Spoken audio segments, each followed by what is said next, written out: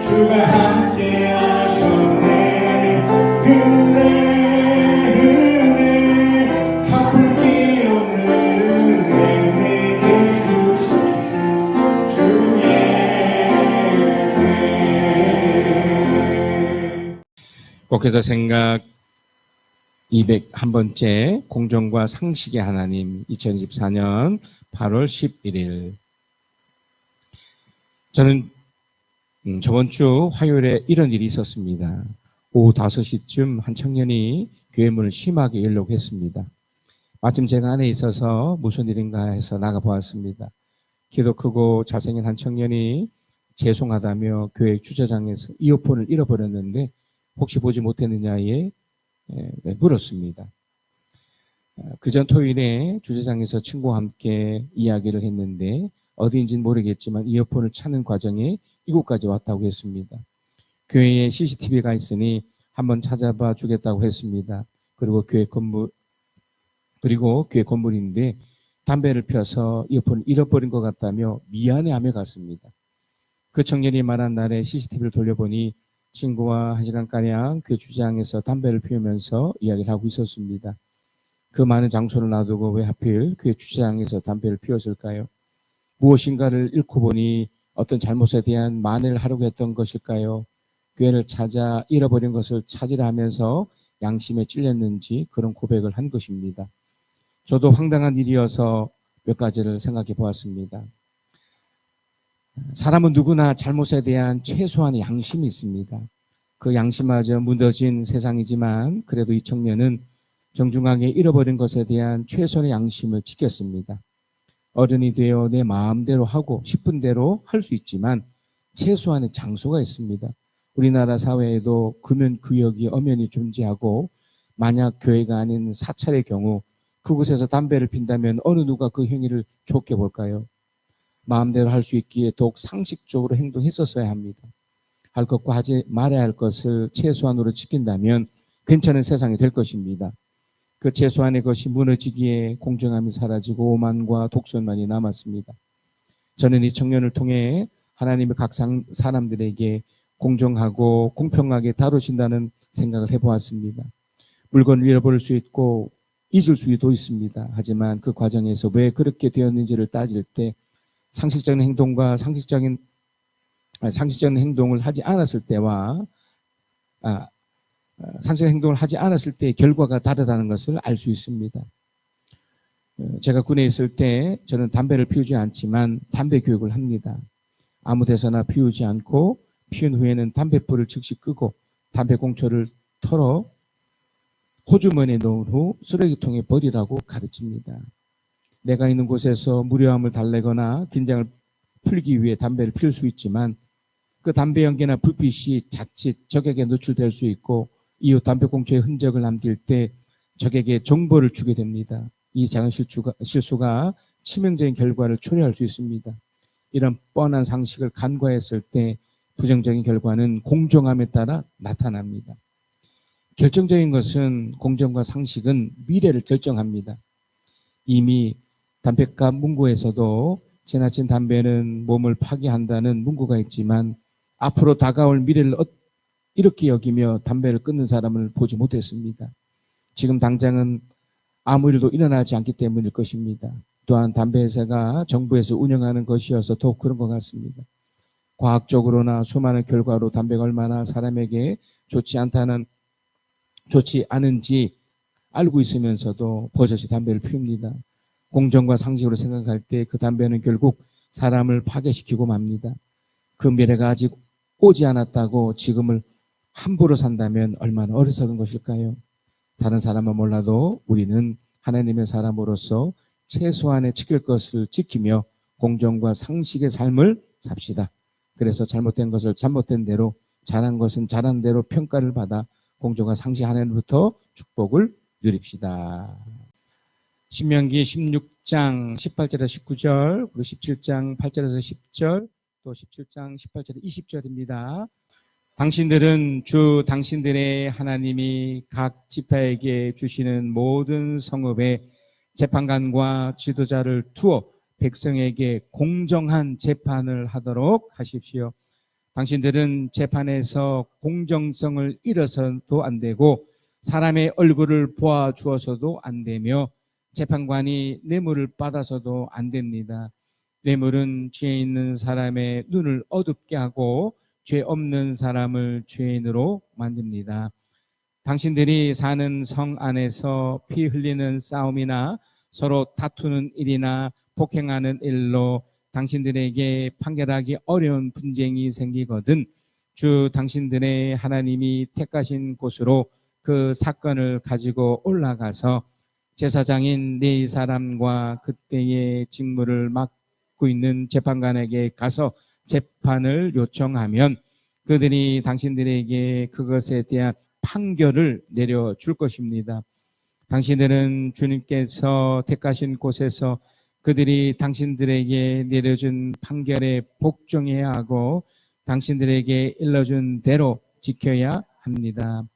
왕 위에 오른 사람은 레위 사람 제사장 앞에 보관되어 있는 이 율법책을 두루마기에 옮겨 적어 평생 자기 옆에 두고 읽으면서 자기를 택하신 주 하나님 경외하기를 배우며 이 율법의 모든 말씀과 규례를 성심껏 어김없이 지켜야 합니다. 마음이 교만해져서 자기 결례를 업신여기는 일도 없고 그 계명을 떠나서 좌로나 우로나 치우치지도 않으면 그와 그의 자손이 오래도록 이스라엘 왕위에 앉게 될 것입니다.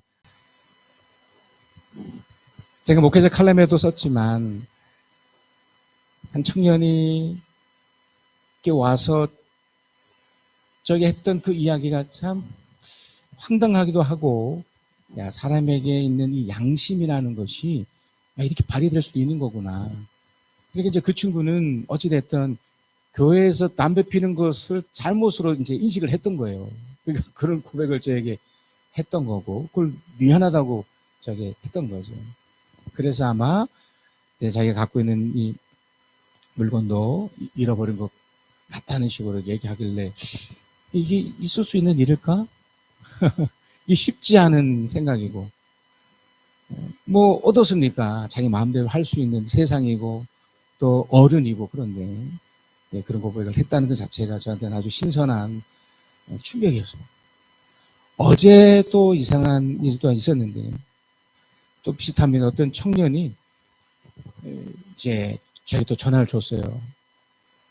제가 마침 교회에 있었고, 이제 교회 그 유선 전화를 통해서 제가 웬만하면 제가 받지 않는데, 이제 너무 그 간곡 전화벨이 계속 울리니까 이제 하여튼 통화를 했는데, 이제 이 친구가 보이스피싱을 당한 거예요.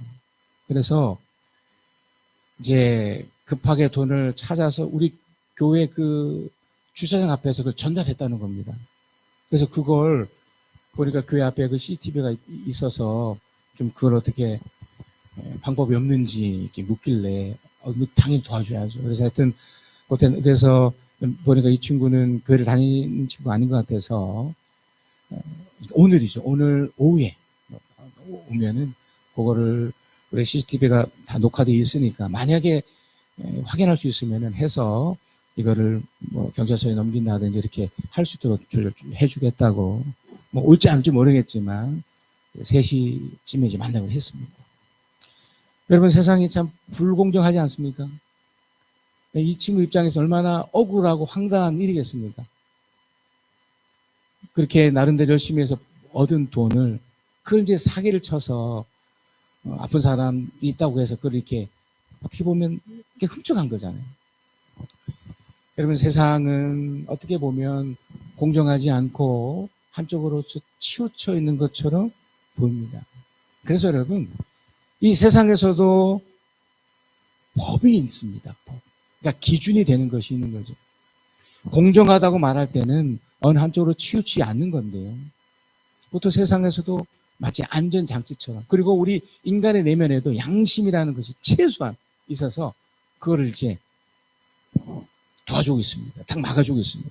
그럼 법이 뭘까요? 이 법은 국가의 강제력을 수발하는 온갖 사회 규범, 형벌, 제도, 제한, 도리. 이 도리라는 말이 참 놀라운 말인데요. 사람이 지켜야 할 준칙과 상식이래요. 상식. 그리고 본보기, 정해진 틀이나 형상. 이것이 법입니다. 무너지면, 그러니까 이 기준이 무너지면 사회가 무너지는 거예요. 그리고 국가가 그냥 없어지는 거예요. 굉장히 중요한 거예요. 그래서 이 법이 아주 중요하기 때문에 이 법에 공적인 권력을 어떤 이들에게 줘요. 가장 기본적으로는 경찰이죠. 그리고 경찰과 더불어 또 검찰이 있습니다. 이게 어떻게 보면 뭐 감찰 기구이기도 하지만 이제 이 법의 기준에 따라서 억울한 사람들이 없도록 이게 굉장히 공정하고 중요한 이 기관들이에요. 여기 이제 근무하는 분들은 정말 공정하고 발해야 되지 않겠습니까? 사실 이 경찰, 검찰 또 법원만 있겠습니까? 병원도 마찬가지입니다. 법원도 어떻게 보면 공적인 권력에 속해요. 의사들 같은 경우도 왜냐하면 우리가 아플 때 병원에 가면 이 의사의 진단에 따라서 우리 행동해 주잖아요. 약을 먹기도 하고 약을 또 뭐 수술을 필요하면 수술 받기도 하고 다 동의를 다 받잖아요. 그러니까 그 사람에게 어떻게 보면 생명권을 줘서 이 사람이 어떻게 하냐에 따라 살 수도 있고 죽을 수 있습니다. 그래서 실제로 사람이 죽게 되잖아요. 그러면 최종적으로 그 법적인 효력 때문에 의사가 그러니까 국가에서 공인된 그 의사 자격증을 취득한 그 의사가 최종적으로 사망 진단을 해줘야 이 사람은 죽었습니다라고 해줘야 사망이 되는 거예요. 장례식도 가고 이렇게 할 수 있는 거예요. 그러니까 굉장히 중요한 거죠. 그러니까 이 사람들이 타락하면 안 돼요. 이 사람들이 정말 공정하게 집행해주고 또 사람들을 도와줘야 되고 비록 뭐 재정적인 도움을 받고 또 대가를 받는 거지만 정말 잘해줘야 돼요. 근데 이 법처럼 이 기준처럼 중요한 이런 공권력은 사실은요 우리 가정입니다. 가정. 또 교육을 담당하는 학교예요. 이게 어떻게 보면 공적인 권력에 속해요. 그 교육이 잘못되어 보세요. 가르치는 선생님이 타락하고 부모가 문제가 생겨서 타락해 보세요. 그러면 뭐 말할 것도 없죠. 왜냐하면 다음 세대가 연결되기 때문에. 그래서 좋지 못한 그 말 중에 이런 표현이 있죠. 그 자녀를 대학 보낼 때 아빠의 무관심, 엄마의 정보력, 할아버지의 재산. 느껴지는 게 있죠. 뭔가 공정하지 않은 방식으로 그 자녀에게 어쩔 수 없는 경쟁사회지만 그 경쟁사회지만 공정하게 실력을 발휘할 수 있도록 도와주지 못할 망정 그걸 이제 반칙을 쓰는 거죠. 그러니까 이 법과 원칙 또 상식과 양심에 근거된 것들을 파괴시키는 그런 것이 있을 수 있는 그러니까 가정이 됐든 또 병원이 됐든 또 경찰과 또 검찰 심지어 법원이 됐든 이에서 근무하고 이걸 집행하는 분들은 정말 공정하고 바람직하게 살아야 됩니다. 그래서 여러분 하나님의 말씀 가운데 신명기 16장 19절 19절에는 이렇게 표현되어 있습니다. 당신들은 재판에서 공정성을 잃어서는 안 되고 사람의 얼굴을 보아줘서도 안 되며 재판관의 뇌물을 받아서도 안 됩니다. 뇌물은 죄 있는 사람의 눈을 어둡게 하고 죄 없는 사람을 죄인으로 만듭니다. 그러니까 출애굽을 한 이후에 40년 동안 광야에 있고 그 이후에 이제 가나안에 들어가잖아요. 가나안은 삶의 현장이지 않습니까? 전에 들어가기 전에 이 신명기를 통해서 이 모세는 하나님이 그러신 분이지만 우리 사람들 향해서 공정성을 잃지 않도록 하라는 것입니다. 왜냐하면 너무너무 중요하기 때문에. 여기 뇌물이 있죠. 뇌물이 무슨 말이냐면 이런 겁니다. 기준이 있습니다. 기준이 아까 좀 말씀드린 법이 아닌 그러니까 공정과 상식이 무너진 거죠. 기준이 아닌 것에서 이권을 얻을 목적으로 사람을 매수하기 위해 넌지시 주는 부정한 돈이나 물품 이런 거예요. 공권력의 부패를 말해요. 이 뇌물이 아주 무서운 거죠. 이게 일상인 나라, 이것이 일상인 교회, 이것이 일상인 가정, 또 이것이 일상인 사회는 어떻게 됩니까? 무너지죠. 끝장나는 거예요. 그래서 이제 독재가 있고 오만과 독선의 그런 사회에서는 이것이 만연해 있는 거예요. 어디를 가도 꼭 돈을 준비해서 가서 돈을 줘야 되는 거예요. 좀 살려주세요. 어떻게 해주세요. 병원에 가도 뭐 어디를 가도 이게 얼마나 잘못됐고 위험한 거겠습니까? 그래서 여러분, 이 세상의 공정성은 사실은 상위법이 있습니다. 그게 뭘까요? 하나님의 법이에요. 근데 그 하나님의 법도 절대로 상식선에 벗어나지 않습니다. 여러분 잘 아시는 10계명의 예를 들어볼까요? 첫째 명에서 네 번째 계명까지는 뭐 안식일을 뭐 지켜라라는 뭐 이런 준수 여부 외에는 좀 헷갈릴 수 있습니다. 그리고 눈에 보이지 않기 때문에 얼마든지 속일 수 있어요. 드러나지 않으니. 근데 이제 다섯 번째에서 열 번째 계명은 확 드러나는 계명인데 너무나 상식적인 계명이거든요. 부모를 공경해라, 살인하지 마라, 간음하지 마라, 도둑질하지 마라, 거짓말하지 마라, 이웃의 것을 탐내지 마라. 너무나 뻔한 거잖아요. 근데 이것을 왜 하나님이 이걸 세우셨겠습니까? 이게 최소한의 법이거든요. 이 최소한의 지켜야 될 도리, 이게 법이라고 설정되어 있지만 최소한의 것. 이것이 무너지면 다 무너지기 때문에 그래요. 그러니까 하나님이 어떻게 보면 우리를 배려하신 거죠. 우리를 어떻게 보면 축복하신 겁니다. 그러면 이것만 지켜지면, 이것만 최소한으로 버텨지면 그것이 우리 양심 안에 최소한으로 남아있다면, 그래서 여러분, 하나님을 모르는 사람도 이 양심만 지켜도 이 땅에서 나름대로 잘 살 수 있습니다. 그래서 하나님의 이 공정성의 의미로 신명기 17장 2절 3절에 하나님 이렇게 말씀하십니다. 주 당신들의 하나님이 당신들의 주시는 성읍 안에서나 당신들 가운데서 남자이든 여자이든, 이게 중요해요. 아직 이들이 가난에 들어가기 전이지만 우리는 지금 이 가난 같은 일은 세상의 흐름 속에 살고 있잖아요. 들어가면은 주 당신들이 하나님의 눈에 거슬리는 악한 일을 하여 그 언약을 깨뜨리고 당신을 찾아가서 섬기며 내가 명하지 않은 해와 달이나 하늘의 모든 천지에 엎드려 절하는 사람이 생길 겁니다. 이걸 하지 마세요. 안 해야죠. 근데 생길 겁니다. 그러니까 이게 우리의 마음을 아프게 해요. 그러니까 우리들은 이미 타락할 수 있는 여지가 우리 속에 있는 거예요. 특별히 하나님의 신앙을 갖고 있는 우리는 더 말할 것도 없죠. 이 영향을 받을 수 있어요. 우리는 언제든지 넘어질 수 있는, 오늘 막 은혜 받고 그래서 이제 하나님의 그 공정성으로 나도 이 땅에 살아봐야지 결단하고 외치면 간다 하더라도 그 다음날 또 어떤 영향을 받아도 훅 넘어져서 공정하지 않은 뇌물로 대표되는 그런 모습으로 우리가 비겁해질 수 있습니다. 그러니까 우리 이걸 잘 점검하셔야 돼요. 그래서 하나님의 공정성을 경험하고 이걸 회복하고 우리가 이렇게 되지 않기 위해서 우리가 해야 될 나름대로의 작업이 있습니다. 마치 여러분이 지금 이 교회에 오셔서 이걸 매주마다 확인하는 거잖아요. 자, 그 첫 번째는요, 나를 스스로 조사하고 점검해야 돼요. 신명기 17장 4절입니다. 이런 일이라는 것은 17장 2절에서 3절 그 내용입니다. 하나님 눈에 거슬려 악한 일, 또 언약을 깨뜨리고 뭐 우상을 섬기고, 그러니까 우상을 섬기는 그 자체가 왜 나쁜 거겠습니까? 뭐 내 마음대로 하는데 거기에 담겨 있는 우리 마음의 푸폐성을 보는 거예요. 이런 일이 당신들에게 보고되어 당신들이 알게 되거든. 안 거예요. 뭐 모르면 모르겠지만 알게 되거든. 당신들은 이것을 잘 조사해 봐야 됩니다. 그러니까 점검해야 되는 거예요. 제가 전에 말씀드렸지 않습니까? 우리는 얼마든지 넘어질 수 있다는 거예요. 우리 양심이 무뎌질 수 있어요.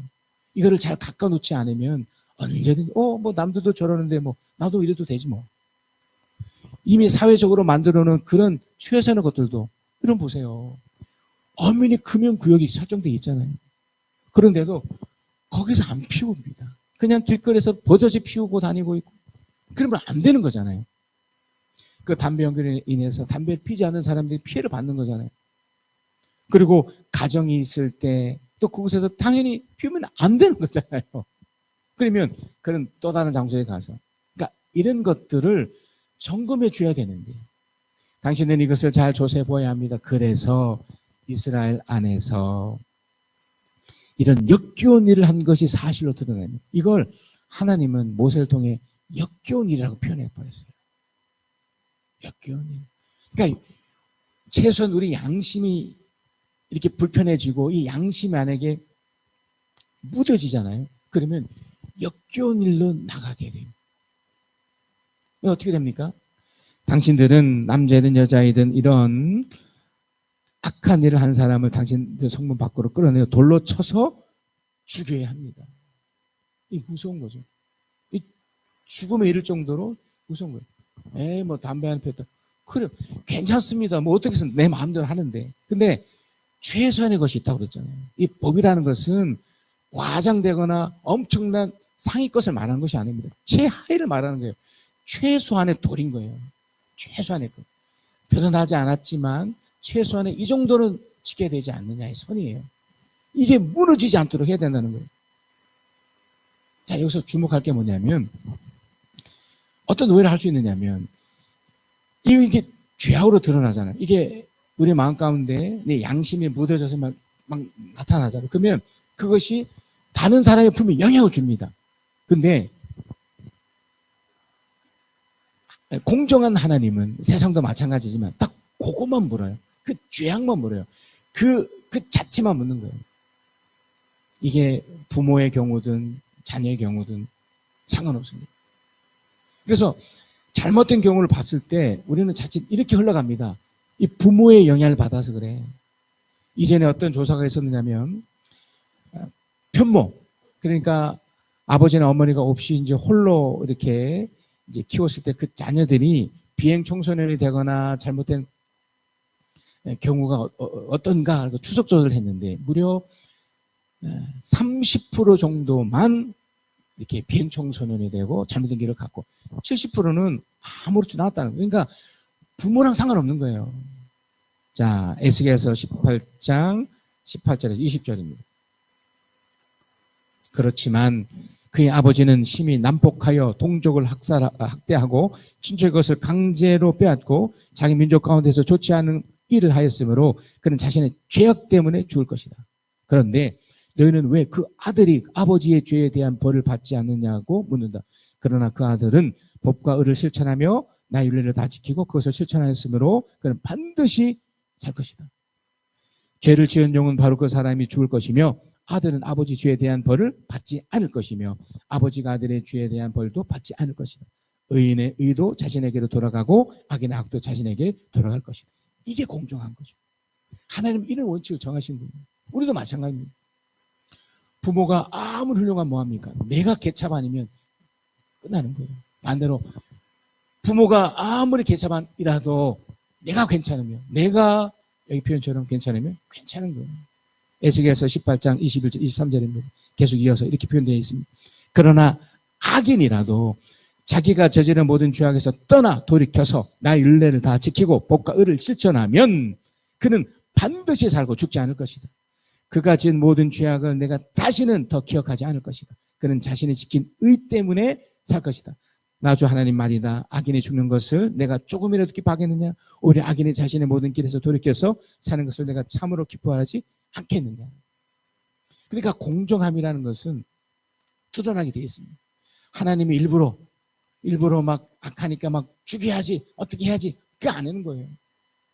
돌이키는 걸 더 원하시는 거죠.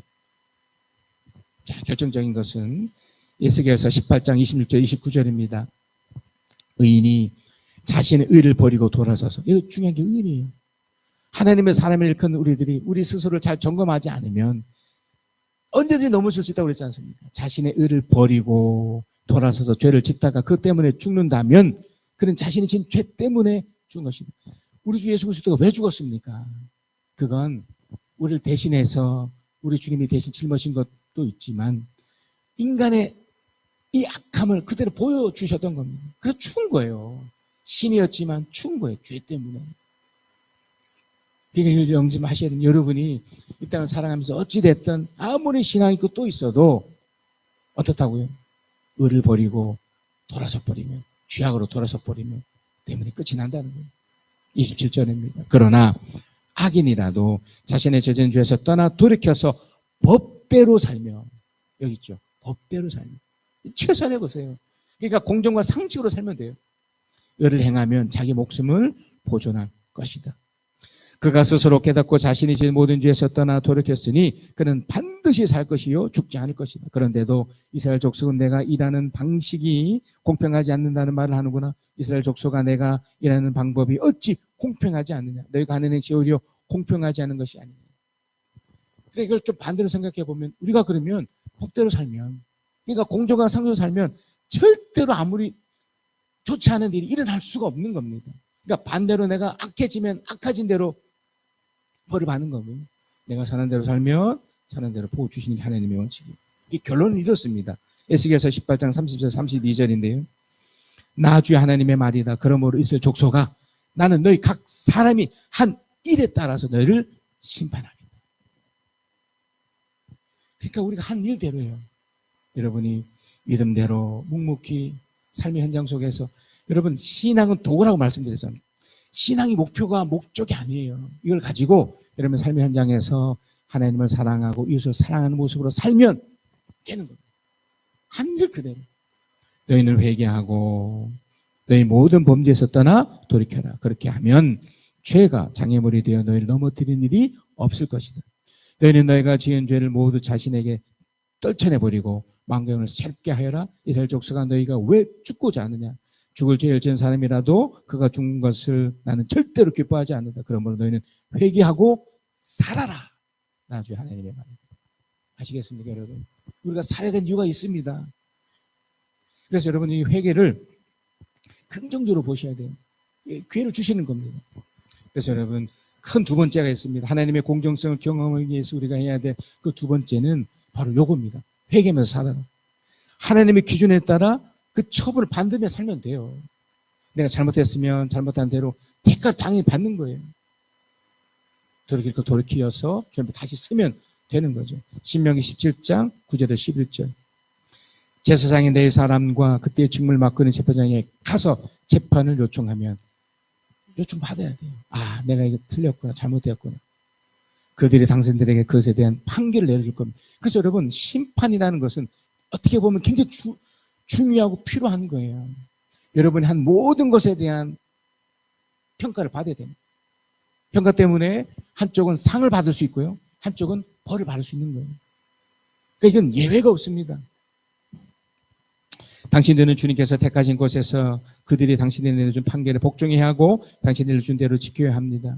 그들이 당신들이 내리는 지시와 판결은 그대로 받아들여서 지켜야 합니다. 그들이 당신들이 내려준 판결을 어겨서 좌로나 우로나 벗어나면 안 됩니다.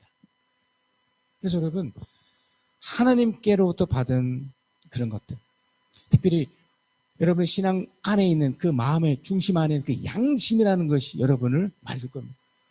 그것이 때로는 불편할 때가 있고요, 때로는 정말 기쁘고 감사할 때가 있을 겁니다. 감사하고 기쁠 때는 그냥 하시면 되지만 불편할 때는 어떻게 하면 될까요? 회개하는 거예요. 주 앞에 묵묵히 나가서 교정 받으시면 돼요. 그래서 신명기 17장 13절이 결론입니다. 그러면 온 이스라엘 백성이 듣고 두려워하며, 이제 안 거죠. 두려워하며 다시는 아무도 재판할 것을 하찮게 여기지 않을 것이다. 놀랍지 않겠습니까? 여러분, 우리 안에 이렇게 부정적인 일이 생기거나 좋지 않은 일이 생길 때 이것을 명심하시면 돼요. 아, 하나님이 지금 뭔가 내게 말씀하시는 게 있구나. 그래서 회개라는 그런 작업을 하면서 이걸 자꾸 신앙적인 어떤 곳으로 가시면 안 돼요. 물론 기도도 하고 옆에 서야 되지만 단순히 그런 것으로 신앙의 어떤 형태의 모습을 하는 것이 아니고 내 삶이 바뀌어야 돼요. 잘못한 것은 잘못된 대가를 받으면서 주 앞에 나가면서, 또 도움이 필요한 분들, 예를 들어 목사님 저에게나 신뢰할 만한 누군가에게서 함께 이것을 요청하시면 돼요. 자, 이 문제는 여러분, 제가 소대에 말씀드렸던 그 결정권자들이 타락하는 경우예요. 하나님의 공정성을 이제 경험하기 위해서 이런 분들이 타락을 해버리면, 그러니까 저 같은 사람이죠. 저 같은 사람만 타락하면 어떻게 되겠습니까? 에스겔서 22장 28절 31절입니다. 그런데도 그 땅의 예언자들은 너무너무 중요한 사람들이죠. 뭐 목사인 영적인 뭐 지도자 할 수 있는 저 같은 사람, 우리 장로님, 그 사람 다 포함돼. 우리 믿는 사람들은 다 포함되는 거지만 또 세상에서도 말씀드렸던 그런 경찰들, 뭐 검사들, 뭐 판사들, 병원의 의사들, 뭐 지역에 있는 어떤 리더들 다 포함됩니다. 그들의 죄악을 회치하에 덮어주며 속임수로 환상을 보았다고 하며 그들의 거짓으로 점을 쳐주며 내가 말하지도 않았는데 나 주 하나님 한 말이라고 하면서 전한다. 이 땅의 백성은 폭력을 휘두르고 강탈을 일삼는다. 그들은 가난하고 못 사는 사람들을 납치하여 나를 부당하게 학대하였다. 하나님이 이걸 지켜보고 있는 거예요. 나는 그들 가운데서 한 사람이라도 이 땅을 지키려고 성벽을 쌓고 모른 성벽의 틈에 서서 내가 이 땅을 멸망시키지 못하게 막는 사람이 있는가 찾아보았으나 나는 찾지 못하였다. 그러니까 공정과 상식을 잃어버린 거예요. 특별히 그런 결정권자들이 그걸 못해 주었을 때 31절입니다. 그래서 나는 그들에게 내 분노를 쏟아부었다. 그들에게 공정과 상식으로 살지 않은 그 결정권자들, 저를 포함한 이런 사람들 분노를 쏟아부었고 그 경내 불질로 그들을 멸절시켰다. 나는 그들의 행실을 따라 그들의 머리 위에 갚아주었다. 나 주의 하나님의 말이다. 여러분 이번 한 주간에 잘 적응시키셔야 돼요. 여러분 행실에 따라요. 나름대로 결론입니다. 에스겔서 33장 14절 20절인데요. 자, 우리 14절부터 우리 15절까지 한번 읽겠습니다. 시작. 그러나 내가 악인에게 말하기를 너는 반드시 죽을 것이다 하였어도 그가 자기의 죄에서 떠나 돌이켜서 법과 의를 행하며 전당물을 돌려주고 탈취한 물건을 보상하여 주며 생명으로 인도하는 규정들을 따라 살아 악한 일을 하지 않으면 그는 죽지 않고 반드시 살 것이다. 아멘. 여러분 명쾌하고 단순하지 않습니까? 얼마나 분명합니까? 여러분 이 신앙은 어떻게 보면 모호하지 않습니다. 여러분이 제대로 이 신앙을 알아서 펼쳐지면 놀랍게 되는 것이죠. 그래서 오늘 본문에도 신명기 17장 18절에서 20절입니다. 왕 위에 오른 사람은 레위 사람 제상 앞에 보관되어 있는 이 율법책을 두루마리에 옮겨 적어. 예, 왕 위에 오른 사람 누굽니까? 예, 지도자들이죠. 우리 모두가 다 지도자입니다. 여러분 가정에서 다 부모이잖아요. 또 어떤 일터에서 나름대로 위치에 있는 거잖아요. 다 결정권자예요. 왕에 있는 사람이에요. 우리 어떻게 해야 된다고요? 하나님 말씀 우습게 보면 안 되는데 19절 평생 자기 옆에 두고 읽으면서 자기 택한 주 하나님 경외하기를 배우며 율법의 모든 말씀과 그를 성심껏 어김없이 지켜야 합니다. 마음이 교만해져서 자기 죄를 업신여기는 일도 없고 그 계명을 따라서 자라나 우러나 치우치다 않으면 그와 그 자손이 오래도록 이스라엘 왕위에 앉게 될 것입니다. 자, 결론입니다. 여러분 마음을 담아서 이 표현을 두셔서 삶의 현장에 잘 적응하셔서 하나님 축복을 계속 누리셨으면 좋겠습니다. 자, 함께 읽겠습니다. 시작. 나의 마음을 잘 점검하고 하나님의 말씀을 기준 삼아 공정함과 상식적으로 판단하여 세상과 하나님의 법에서 당당하게 살아갑시다.